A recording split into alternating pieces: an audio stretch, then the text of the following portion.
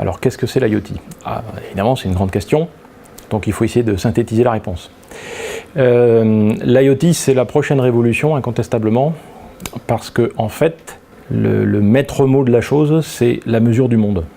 Alors ça fait un peu comme ça, un titre un peu accrocheur, mais en réalité, effectivement, aujourd'hui, on a très peu de moyens pour mesurer notre environnement. On a ce qu'on appelle la data froide, typiquement, c'est-à-dire qu'on va avoir des moyens de mesure à certains endroits choisis, avec des technos très chers, mais trop peu de points, ce qui fait qu'en fait on utilise ces datas pour faire des simulations et vérifier que les choses se passent comme on suppose qu'elles doivent se passer. Mais on ne sait pas alimenter, si je simplifie, on ne sait pas alimenter en fait en data chaude, donc en data temps réel et massive, pas obligatoirement massive en quantité, mais massive en nombre de sources. On ne sait pas alimenter les systèmes pour se renseigner directement à partir de l'environnement. Donc déjà l'IoT c'est ça, c'est vraiment ça. C'est être capable d'avoir des points de mesure un petit peu partout sur tout ce qu'on veut surveiller. C'est vrai que d'habitude on voit plutôt l'IoT, on associe on va dire la domotique ou des choses comme ça, ce qui fait que souvent les gens ont pu un peu se gadgetiser l'idée de l'IoT, mais la vraie IoT, celle qui sera je dirais le socle de l'ensemble, c'est vraiment ça, c'est la mesure de notre environnement. Alors les applications évidemment qui peuvent en découler sont énormes.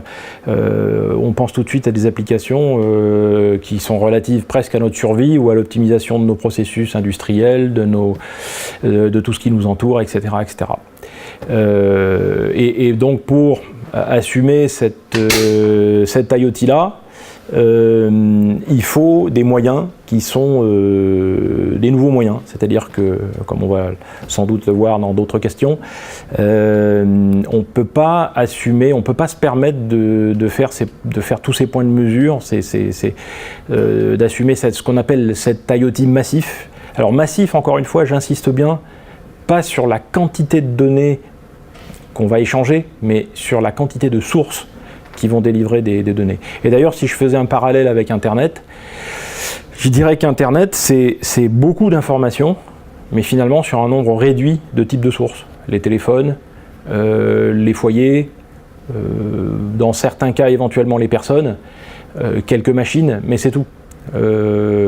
Alors que l'IoT, c'est vraiment c'est d'avoir des millions, et sinon des milliards de types de sources différentes.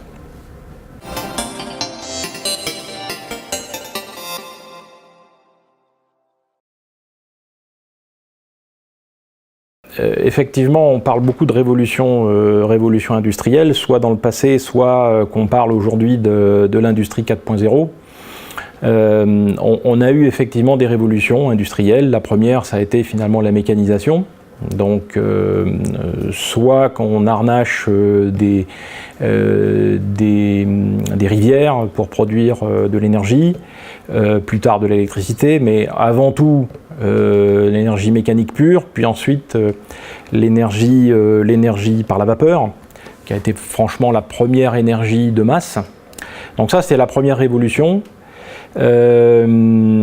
Ensuite, on a eu d'autres types de révolutions. Alors, on pourrait dire l'électricité, ça a été une révolution, mais finalement, l'électricité est arrivée à peu près en même temps que la vapeur. Il y a eu quand même la révolution des télécommunications, qui date, parce que la révolution sur les télécommunications, c'est plutôt la fin du 19e, début du 20e. Puis après, on a eu la révolution qui concerne un petit peu... alors il y a eu le taylorisme effectivement, avant de partir un petit peu plus proche de nous, il y a eu le taylorisme qui est finalement la deuxième grosse révolution industrielle après la mécanisation, donc qui consiste à fabriquer des produits qui sont tous identiques. Donc c'est le principe de la Ford de n'importe quelle couleur du moment qu'elle est noire, la fameuse Ford T. Je rappelle que c'est Ford qui a plus ou moins inventé le taylorisme, même si c'était sous-jacent un petit peu partout. Mais après, plus proche de nous, il y a Internet. Et en fait, la quatrième révolution de manière générale, ça va être l'IoT. Et en l'occurrence, elle va servir une quatrième révolution industrielle qui est... en fait la personnalisation des produits de fait, puisque le taylorisme, c'était plutôt produire pas cher des produits qui se ressemblent tous. Là où l'Internet des objets va permettre, en ayant toujours ces petits points de mesure sur les produits, ça va permettre en fait d'adapter le produit aux besoins du client. On va mesurer ce que fait le client, on va mesurer son environnement et on va pouvoir faire réagir le produit à distance parce qu'on aura pris des points de mesure. Donc voilà, il y a cet aspect de customisation automatique de l'objet. C'est pas obligatoirement du gadget, hein, ça peut aussi être extrêmement utile. On peut voir derrière d'ailleurs l'obsolescence programmée, mais je pense que peut-être on en reparlera. Donc la suppression peut-être de l'obsolescence programmée, puisque en fait avec l'IoT on peut envisager de toujours être à l'écoute du besoin du client et pour éviter finalement de gaspiller des matières, de machines, etc. Remettre une couche de personnalisation, remettre au goût du jour en fonction des besoins, des nouveaux besoins du client, grâce encore une fois à cette mesure qu'amène l'IoT.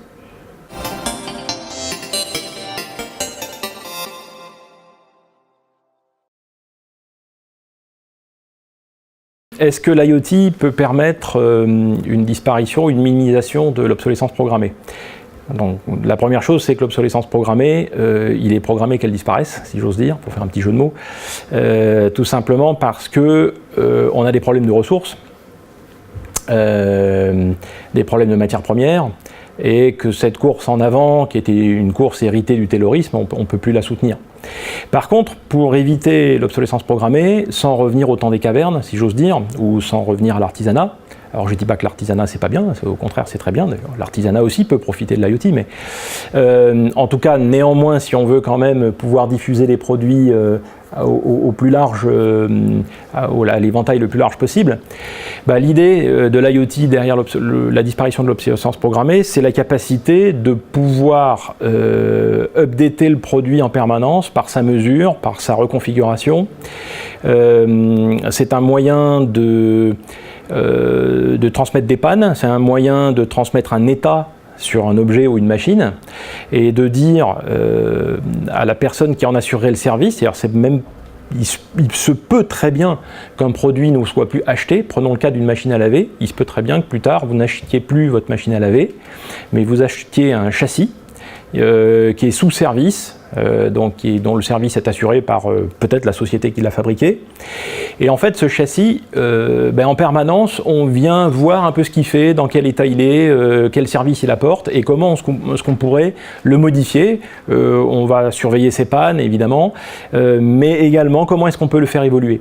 Et ça, aujourd'hui, c'est juste impossible. C'est-à-dire qu'aujourd'hui, un produit, quand il est lâché dans la nature, la plupart du temps, on n'a que très peu d'informations sur sa vie, extrêmement peu. Prenons un autre exemple, vous pouvez imaginer que sur une machine à laver sur laquelle on assurerait donc le service, le but n'étant plus de la vendre, mais de vendre un service, on peut très bien envisager qu'on fait une mesure du roulement. Donc le roulement, vous savez, du tambour. Le roulement il tourne, il finit par s'user, et ça de manière préventive, avec l'IoT, on peut le détecter. Et si on le détecte, on peut décider de dire au client, vous savez, il est temps de changer votre roulement, et ça dans le but d'éviter de changer tout simplement la machine.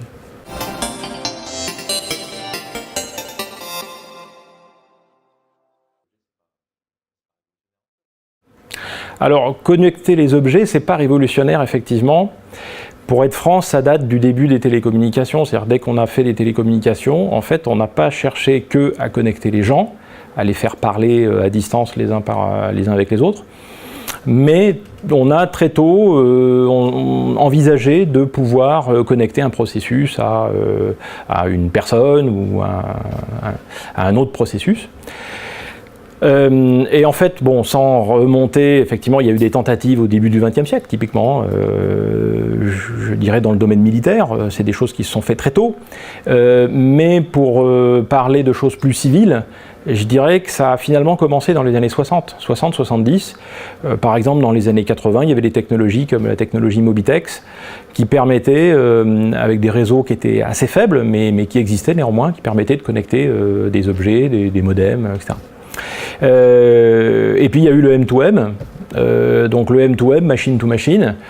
On le connaît surtout depuis la naissance en fait des réseaux cellulaires, particulièrement des réseaux cellulaires numériques. C'est sur les réseaux cellulaires numériques que le M2M s'est implanté. Par contre, c'est finalement utiliser une techno qui n'est pas faite pour ça, afin d'assumer un service d'objets. Donc c'est la technologie de radiotéléphonie cellulaire, qui veut bien dire ce qu'elle veut dire, hein, radiotéléphonie, donc transmission de la voix.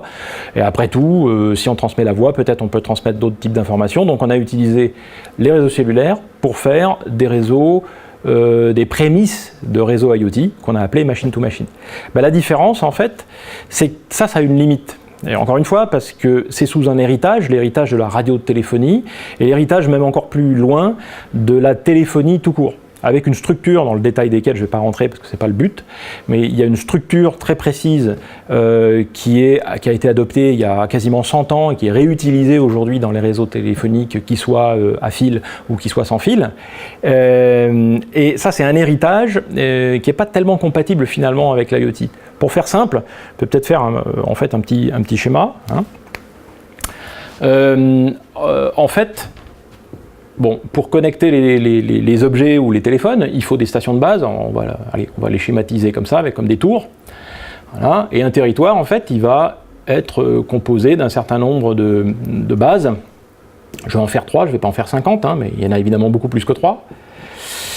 Et en fait, ce qui va se passer, c'est que ces tours, elles définissent des cellules de couverture, alors qui ne sont pas des ronds, hein, bien entendu, hein, c'est un petit peu plus compliqué que ça, mais on va les schématiser par des ronds. Et ce qui se passe, c'est que, en fait, ces tours ne vont pas transmettre ce qu'elles reçoivent, donc il faut imaginer un petit objet qui est ici, hein, voilà, on va considérer que ça c'est un petit objet, et le petit objet, en fait, il faut qu'il communique avec un système d'information. Bon. Bah, il faut bien qu'à un moment donné, il se branche sur une des tours. Alors imaginons qu'il va se brancher avec celle-ci, donc il communique avec celle-ci, pas avec ces deux-là, et il doit aller vers le système d'information. Et ce qui va se passer, c'est qu'on passe par des plateformes intermédiaires. Je ne rentre pas dans le détail, hein. Mais en gros, quasiment, sinon chaque station, mais en tout cas des stations un petit peu distantes, vont aller toutes sur des plateformes intermédiaires, et ces plateformes intermédiaires, qui vont encore passer par des éléments intermédiaires, mais je simplifie, à un moment donné, nous permettent de remonter au système d'information. Et en fait, on voit tout de suite que ce qui se passe, c'est que cet objet, il faut qu'il se connecte, et là on dit bien connecté, il faut qu'il se connecte à une station et pas à une autre. Mais s'il se déplace un petit peu, imaginons il va par là, il va falloir qu'il se reconnecte sur cette station. Donc il y a vraiment cette notion de handover qui est très connue dans la téléphonie, et cette notion d'accrochage. L'objet doit s'accrocher, et ça vient vraiment de la téléphonie, il doit s'accrocher aux stations de base. Et les stations de base sont segmentées un petit peu en territoire. Bon, normalement, ces 3 stations devraient être sous le même système intermédiaire, mais là, pour la simplicité du dessin, on va dire qu'on a cette segmentation en 3. Donc on a 3 secteurs, et il y a vraiment cette notion en fait d'accrochage en permanence, de roaming, ce qu'on appelle également le roaming, c'est-à-dire quand on change de cellule et de district, il se passe des choses. Et il faut que l'objet en permanence se remette aux ordres. Il faut qu'il se remette en permanence aux ordres du réseau pour pouvoir communiquer. Ça, c'est très bien pour la téléphonie. C'est pas très bon pour l'IoT. Et donc, si j'efface ce dessin, hein, je pense que je peux l'effacer. Voilà, tout le monde a vu. Et bien en fait, et je ne vais pas tout effacer. En fait, l'IoT moderne, de masse, il faut supprimer ces plateformes intermédiaires. Il y a toujours un système d'information, bien entendu. Il y a toujours cette notion de cellule, c'est-à-dire que radioélectriquement, en fait, une station, elle voit un paysage, donc j'enlève la segmentation, enfin vous aurez compris, je ne vais pas tout effacer finement, mais il n'y a plus cette segmentation. Et on fait ce qu'on appelle un réseau à plat. Et donc le réseau à plat, c'est qu'en fait, toutes ces stations, elles sont, on va utiliser un fil vert, toutes ces stations, elles sont directement reliées par Internet au système d'information. On utilise vraiment Internet pour aller directement au système d'information. Ça, c'est la notion de réseau à plat. La conséquence de ça, c'est que mon objet, il peut aller jusqu'à un extrême où, en fait, il rayonne dans toutes les directions, hein. C'est comme Tchernobyl, hein, ça ne s'arrête pas aux frontières. Et avec un peu de chance, il va même toucher cette station. Donc il touche bien cette station, mais potentiellement il touche également celle-ci, et potentiellement il touche également celle-là. Donc les 3 stations auront vu mon objet. Ce qui fait qu'il peut se balader entre les tours, hein, entre les stations, sans se poser de questions. Il n'a plus besoin de s'accrocher au réseau. Il n'a plus besoin de négocier avec une station en particulier.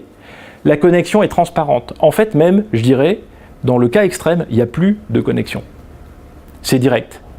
Et c'est cette transparence au niveau de l'objet, cette simplicité qui fait que on amène des gains de consommation, on amène des gains en simplicité, donc on simplifie fortement les produits. Et on a besoin de ça pour l'IoT, parce qu'on veut des produits qui durent très longtemps sur les batteries. Donc ils ne peuvent pas perdre leur temps à négocier et leur énergie à négocier avec les stations. Il faut que tout ça soit transparent. On en arrive à une notion où finalement le réseau, il est au service de l'objet. Et c'est plus l'objet qui se discipline sur le réseau. On pourrait presque dire, si je peux me permettre de faire un dernier dessin, décidément j'aurais beaucoup dessiné, on peut même, si j'arrive à effacer, voilà, on peut simplifier le réseau de la manière suivante. Alors je simplifie bien entendu tout ça, mais c'est quand même important de le dessiner de cette manière. Finalement, chaque station, c'est un petit peu comme un espèce de parapluie, et c'est comme si tous les parapluies étaient reliés les uns aux autres. En fait, ils sont tous à plat, hein, sur Internet, et c'est comme si j'avais créé une espèce d'immense parapluie. Ce qui fait que mon objet, je ne sais plus, je l'avais fait en rouge, ou je ne sais plus en quelle couleur, je crois qu'il était en rouge.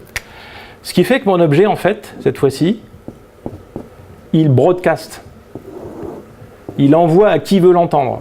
Alors évidemment, il y aura peut-être des stations qui ne vont pas l'entendre, mais c'est cette espèce de principe de parapluie géant, de radiotélescope géant un petit peu, qui fait que cet objet n'a plus de stress. Il suppose qu'il y a une infrastructure à son écoute. Et toute l'astuce, c'est de bien faire marcher cette espèce de parapluie géant. Et c'est complètement nouveau. On ne peut pas rentrer dans le détail ici, je pense, ce serait trop long, mais c'est vraiment ça la nouveauté des réseaux Internet des objets. Et c'est ça qui fait qu'à la fin, le coût des objets, l'énergie qu'ils consomment, est la plus basse possible.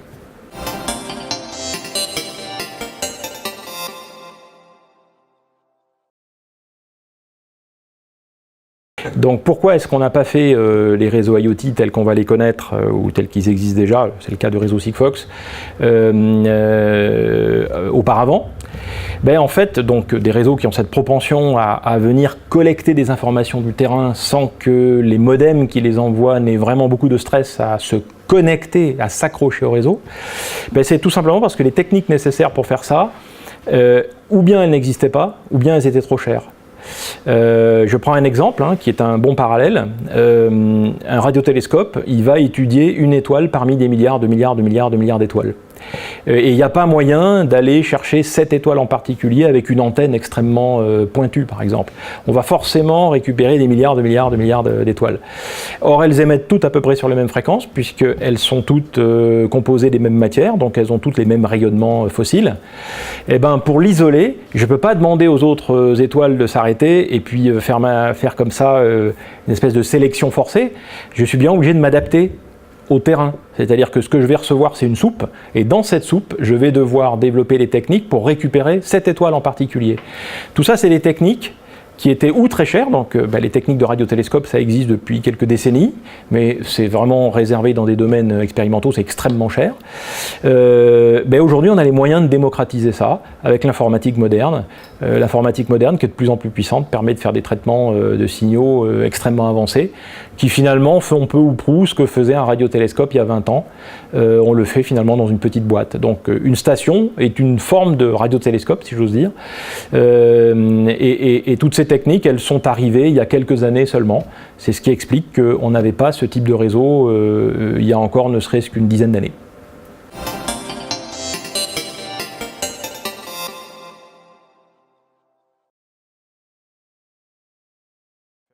Faire un petit résumé de ces 3 points. La révolution, en quoi l'IoT est une révolution?